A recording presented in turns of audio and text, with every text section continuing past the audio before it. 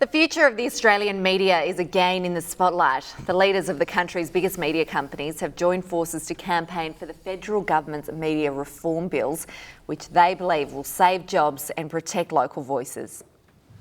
It's an unprecedented challenge to their industry, which has prompted an unprecedented response. The chiefs of Australia's major media companies united together to lobby for vital changes to media laws. Every media company in Australia has arrived at the same destination, and that is that yesterday's enemy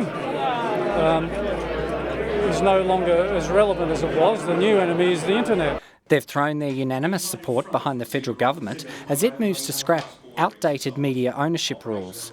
Crossbench senators Darren Hinch and David Leyonhjelm support the changes. That we need to take the brakes off the Australian media so that they can remain competitive with international media.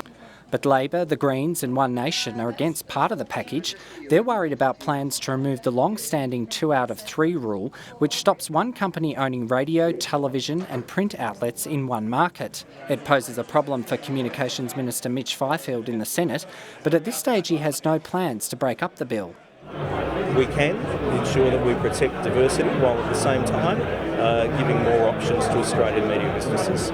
For the leaders of the Australian media, the landmark reforms are about survival. So this is all about ensuring the future of Australian voices and the Australian character of media.